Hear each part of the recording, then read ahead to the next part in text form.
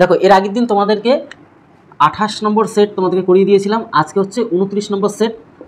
প্রত্যেক দিনের মতো আজকেও প্রত্যেকটা প্রশ্ন তোমাদের ডাব্লিউ এবং কেপির জন্য বেস্ট লেভেলের প্রশ্ন দিয়ে রাখছি। তোমরা প্রথম থেকে শেষ পর্যন্ত ভালো করে ভিডিওটি দেখো। আর তোমরা যদি এর আগের প্র্যাকটিসগুলো যদি না দেখে থাকো, প্রত্যেকে আগের থেকে টোটালটা কমপ্লিট করে ফেলো, তাহলে আর কোনো সমস্যাই থাকবে না তোমাদের। দেখো আজকে প্রথম প্রশ্ন যেখানে রয়েছে, দেখো তোমরা দেখতে পাচ্ছ স্ক্রিনে, এ নল একটি খালি চৌবাচ্চাকে 12 মিনিটে পূর্ণ করে ও বি নলটি পূর্ণ চৌবাচ্চাটিকে 15 মিনিটে খালি করে। এ নলটি প্রথমে খোলা হয় এবং 1 মিনিট অন্তর নল দুটি খোলা হলে, মানে একটাকে বন্ধ করছে, একটা খুলছে, একটা বন্ধ করছে, একটা খুলছে, খোলা হতে থাকলে কত মিনিটে চৌবাচ্চাটি পূর্ণ হবে। দেখো এই টাইপের প্রশ্ন তোমাদের প্রচুর করানো আছে, তোমরা সেখান থেকেও চ্যাপ্টার ভিত্তিক সেটাও দেখে নিতে পারবে। এর পাশাপাশি তোমাদেরকে দেখিয়ে দিচ্ছি একদম প্রথমে যেটা তোমরা দেখতে পাচ্ছ 121 দাগ, যেহেতু তোমাদেরকে টোটালটা ক্লিয়ার করাচ্ছি। এখানে দেখো এ নল কি করছে, ভর্তি করছে, আর বি বলে নল সেটা কিন্তু খালি করছে। এ নল আমাদের কত 12 মিনিটে পূর্ণ করছে, আর যে খালি করছে সে কিন্তু 15 মিনিটে খালি করে দিচ্ছে। তাহলে লসাগু কত, লসাগু 60। তোমাদের এসব কনসেপ্ট পুরো টোটালটা ক্লিয়ার করানো আছে, ভাগ করলে এখানে 4। তাহলে এ 4 কী করছে, খালি করছে। তাহলে দেখো প্রথম মিনিটে 5 ভর্তি করছে, প্লাস করছে, কিন্তু পরের মিনিটে যেহেতু 1 মিনিট অন্তর অন্তর একবার প্রথম মিনিটে এটাকে চালানো হয়, পরের মিনিটে সরি এটা 1 লিখলাম ওখানে 4, পরের মিনিটে এটাকে খোলা হবে, তারপরে মিনিটে আবার 5কে ছেড়ে দেওয়া হবে, মানে যে ভর্তি করে সেই নলটাকে খোলা হবে, পরবর্তী মিনিটে এটাকে বন্ধ করে এই যেটা খালি করে সেটাকে ছাড়া হবে। এরকম করে মানে প্রতি মিনিট অন্তর অন্তর ব্যাপারটা বুঝতে পারছো। তাহলে প্রতি 2 মিনিটে এরকম সার্কেলটা চলছে না, তাহলে প্রতি 2 মিনিটে এক এক করে পূর্ণ হচ্ছে। কেন, ভর্তি করছে 5, 4 খালি করে দিচ্ছে, তাহলে এক থেকে যাচ্ছে। তাহলে আবার পরের মিনিটে, পরের 2 মিনিটের মধ্যে 1 থেকে যাচ্ছে, 1 প্লাস হিসেবে থেকে যাচ্ছে। তাই বলছে এরকম করে প্রসেসটা চলে কত মিনিটে চৌবাচ্চাটি পূর্ণ হবে। তোমাদেরকে এরকম শর্টকাট টেকনিক শিখিয়ে দিয়েছিলাম যে টোটাল এটা হচ্ছে আমাদের জলের ট্যাঙ্কির ক্যাপাসিটি, তার থেকে প্রথম যেটা থাকবে ভর্তি হচ্ছে সেটা মাইনাস করে দেবে, তাহলে 55। তাহলে 55 ভর্তি হতে 55, যেহেতু 55 বার লাগবে, তাহলে প্রতি বারে কত 2 মিনিট ইন্টু কত 2, তাহলে 110 এদিকে হয়ে গেল। তাহলে 110 মিনিট আমাদের হিসাব হয়ে গেল। ঠিক আছে, এবার হচ্ছে আর 5 বাকি আছে, কারণ কি টোটাল 60-এর মধ্যে 55 কিন্তু ভর্তি হয়ে গেছে, তাহলে আরও 5 রয়েছে। তাহলে 5 কিন্তু পরবর্তীকালে এই একাই পূর্ণ করে দেবে, তাই পরবর্তী আর 1 মিনিটের মধ্যেই কিন্তু হয়ে যাচ্ছে। তাহলে 5 কাটলে 1 হয়, তাহলে একদম সিম্পল ওয়েতে দেখতে পাচ্ছ 111 আমাদের কিন্তু সঠিক হয়ে গেল। তাহলে 111 আমাদের কিন্তু মিনিট সময় লাগবে, অর্থাৎ ডি অপশনটা সঠিক অ্যান্সার হয়ে গেল।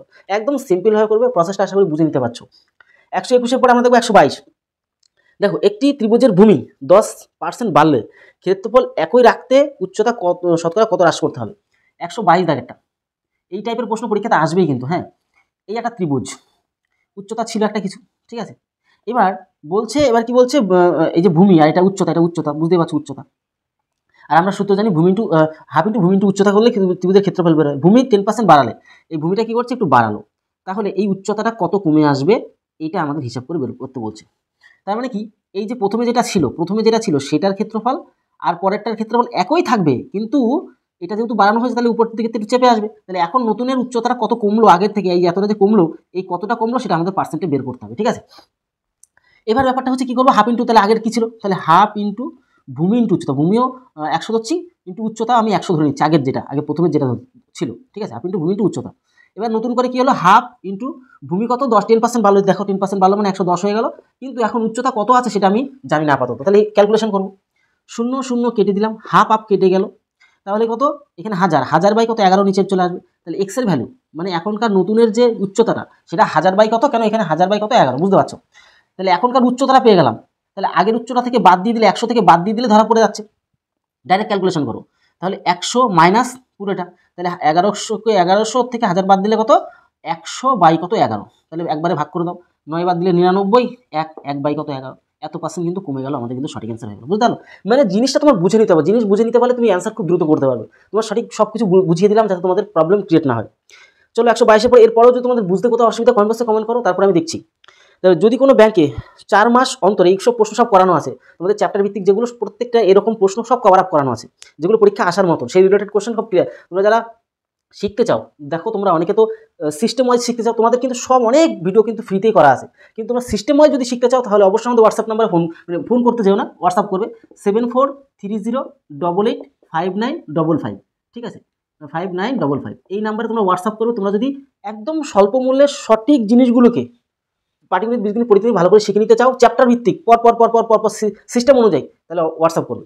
চলো এই অঙ্কটা আমরা ক্লিয়ার করি। যদি কোনো ব্যাংক 4 মাস অন্তর সুদ দেয়, 4 মাস অন্তর সুদ দেয়, তাহলে 4 মাস অন্তর তাহলে বছরে 3 বার, কেন 3 4 12, তাহলে 12 মাসে তো বছর, তাহলে 4 4 8, আর বুঝতে পারছো একদম সিম্পল হয়। যদি তোমাদেরকে বলি 100 কত 23 দাগ, 12 মাসে বছর 4 মাস 4 মাস করে হলে তাহলে বছরে 3 বার তাহলে প্রসেসটা চলে, বুঝতে পেরে গেছো আশা করি।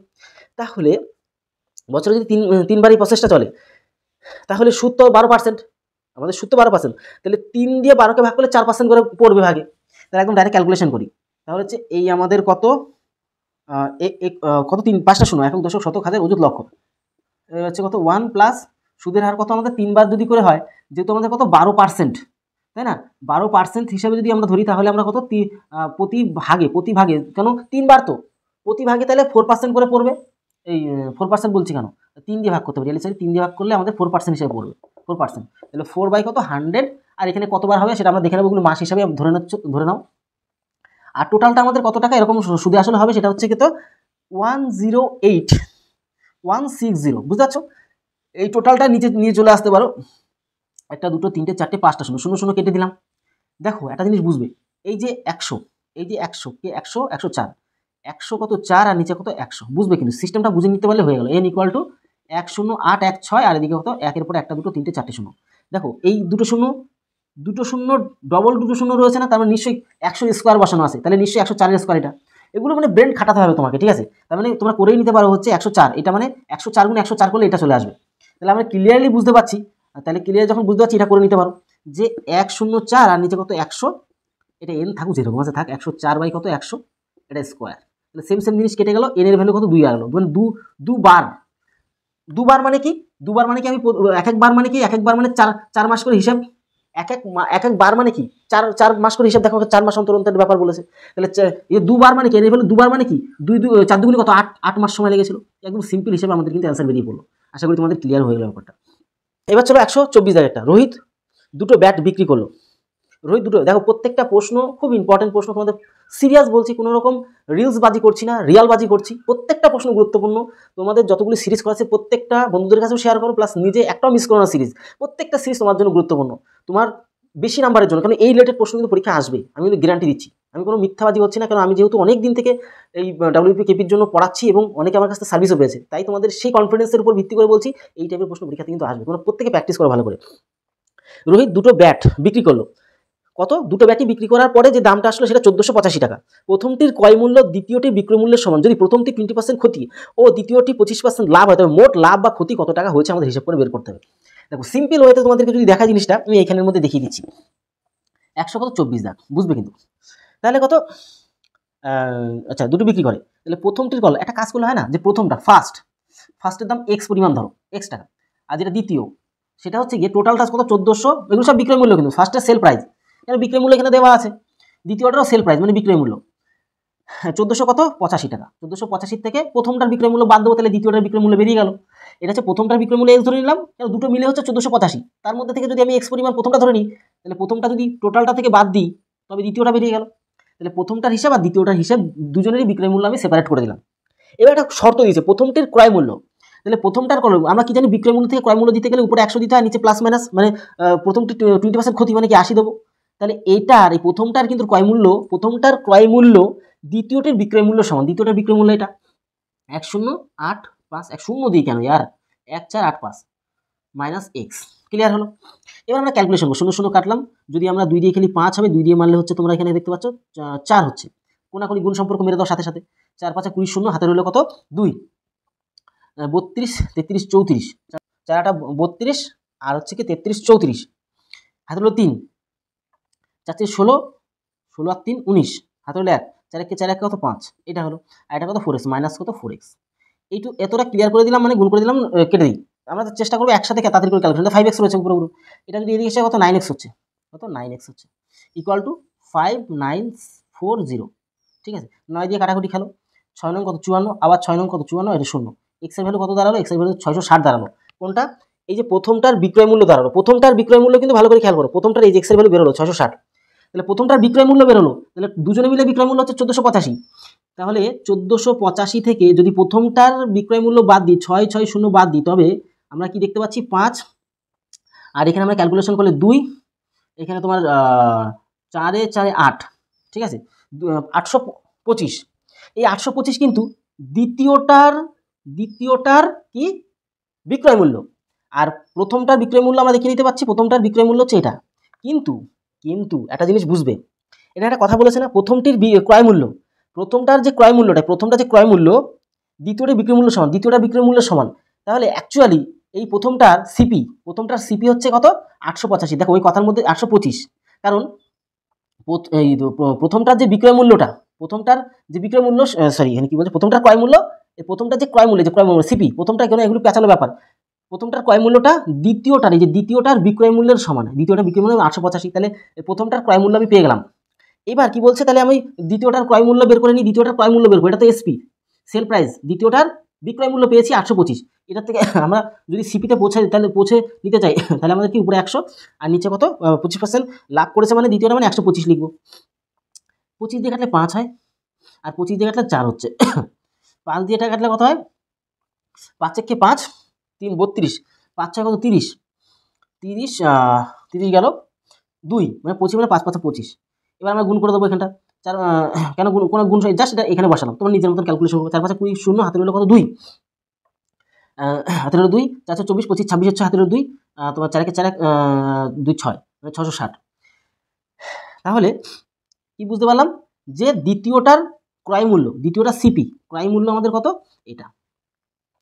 এবার আমরা একটা কাজ করব, যে প্রথমটার ক্রয় মূল্য সিপি হচ্ছে এটা 825, আর দ্বিতীয়টার ক্রয় মূল্য হচ্ছে 660। তাহলে দুজনের ক্রয় মূল্য জুড়ে নিই, তাহলে 825 আর এদিকে 660 জুড়ে দিলে আমাদের কত 5 8, আর এদিকে 1400 আমাদের কত 85। তাহলে আমাদের ক্রয় মূল্য দুটোরই ক্রয় মূল্য মানে সিপি দুটোরই ক্রয় মূল্য হচ্ছে 1485, আবার দুটোরই এসপি সেল প্রাইস হচ্ছে কত 1485। তাহলে আমার কোনো লাভ লসই হয়নি, যা কিনেছিলাম তাতেই অ্যাকচুয়ালি বিক্রি করেছি, তাহলে আমার লাভ হয়নি লসও হয়নি। সেক্ষেত্রে আমাদের কিন্তু কোন অপশনটা হবে, ডি অপশনটা, কোনো লাভ বা ক্ষতি হয়নি। বোঝা গেল, ক্লিয়ার হলে চলো পরবর্তী প্রশ্ন দেখি। এ ও বি 12 কিলোমিটার দূরবর্তী দুটি স্থান থেকে পরস্পর অভিমুখে 1 ঘন্টা 15 মিনিটে মিলিত হয়।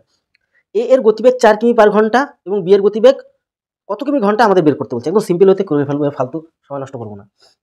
100 কত 25, তোমার সব জিনিসটা দেখে দাও, এগুলো সব করানো হচ্ছে রিলেটেড প্রশ্ন। এ এর গতিবেগ বি এর গতিবেগ, স্থান এ থেকে বি এর দূরত্ব 12, দূরত্বকে আমরা বেগ দিয়ে ভাগ করবো। বেগ কত, এর গতিবেগ 4 প্লাস বি এর গতিবেগ জানি না, বি এর গতিবেগ বের করতে বলছে। আর দূরত্ব থেকে বেগ দিয়ে ভাগ করলে সময় বেরিয়ে আসে, সময় কত 1 ঘন্টা 15 মিনিট, 1 ঘন্টা মানে হচ্ছে 60 মিনিট, আর 15 মিনিট মানে 160 আর 15 হচ্ছে 75 মিনিট, তাহলে 75/60 দিয়ে ভাগ করলে ঘন্টায় প্রকাশ করে নিলাম। ঠিক আছে, এতে সুবিধা হলো কি, 15 দিয়ে কাটলে 4 হয়, 15 দিয়ে কাটলে 5 হচ্ছে, ভালো কথা। কোনাকুনি গুণ করে দাও, তাহলে কত 48, 4 বানা 48 ইকুয়াল টু কোনাকুনি গুণ করে 4 5 20 প্লাস হচ্ছে 5x, এটাকে এদিকে নিয়ে আসলে কত হয়ে যাচ্ছে 28 ইকুয়াল টু 5x। তাহলে এ যদি ভাগ করো তাহলে ইন্টু 2 মানে 10, ইন্টু 2 মানে 10 হচ্ছে, বুঝতে পারছো তো। আমি শর্টকাটই করে দিয়েছি, 5টা নিচে নিয়ে আসি, তাহলে এক্সের ভ্যালু ডাইরেক্ট এখানে দেখাতে পারবো, তাহলে এক্সের ভ্যালু ডাইরেক্ট আসবে, 5টা নিচে নিয়ে আসলাম, কোনাকুনি যা আসে। তাহলে তুমি ভাগ করো যাই করো, ঠিক আছে। আমি ইন্টু 2 দিলাম, ইন্টু এখানেও 2 দিলাম, কত 40 56, তাহলে 56 বাই কত নিচে 10, পয়েন্ট তুলে দাও, এটাই আমাদের অ্যান্সার। এরকম যদি থাকে, আচ্ছা এইভাবে নেই, তাহলে ভাগ করে দাও, 5 দিয়ে তুমি 28কে ভাগ করো, তাহলে 5 5 কত 2 5 25, তাহলে হচ্ছে 3 পড়ে থাকে, তাহলে 3 বাই কত 5, 5 পূর্ণ 3/5 আমাদের সঠিক অ্যান্সার হয়ে গেল, মানে 5 পূর্ণ 3/5 মানে সি অপশন আমাদের সঠিক অ্যান্সার। দেখো 126-এর কেসটা একদমই সহজভাবে, 26 তো ব্যাপারটাই সহজ। কীরকম দেখো, আমরা নর্মালি জানি কি, চলো এখান থেকে করি। 100 কত 26, তাহলে ব্যাপারটা কী হচ্ছে বলো তো, 0.2 একটা 0.2, তারপরে 0.22, তারপরে 0.222, তাহলে পয়েন্ট তুলে দিয়ে আমরা 10 আনলাম, পয়েন্ট তুলে দিয়ে এগুলো তো জানো ডবল শূন্য, পয়েন্ট তোলার পর 3টে সংখ্যাতে 3টে শূন্য। এখানে আমাদের কি গসাগু চাই, তাহলে উপরেগুলো গসাগু হবে, নিচেরগুলো লসাগু, যেটা চাই সেটা উপরেগুলি হয়। তাহলে এখানে 2 ছাড়া কমন কেউ নেই, তাহলে 2 লিখলাম, আর নিচেরগুলো লসাগু মানে কি 1000 আমাদের লসাগু, সবথেকে বড়টা হয়। তাহলে 3টে শূন্য মানে একটা দুটো পয়েন্ট দিয়ে দেবো এখানে, মানে 0.002 আমাদের কিন্তু সঠিক অ্যান্সার। অর্থাৎ দেখতে পাচ্ছি আমরা বি অপশন আমাদের সঠিক অ্যান্সার। 127 জায়গাটা দেখো, বৃহত্তম কোন সংখ্যা দিয়ে 172 শুধু 72 ও 125কে ভাগ করলে যথাক্রমে 7 আর 8 ভাগশেষ থাকে। তাহলে দুটোকে সরিয়ে দাও, 72 থেকে 7 সরিয়ে দাও, কারণ বাড়তিটা সরিয়ে দেবো, তাহলেই বুঝতে পারবো। তাহলে 72 থেকে 7 সরিয়ে দিলে কত দাগেরটা 127 দাগ।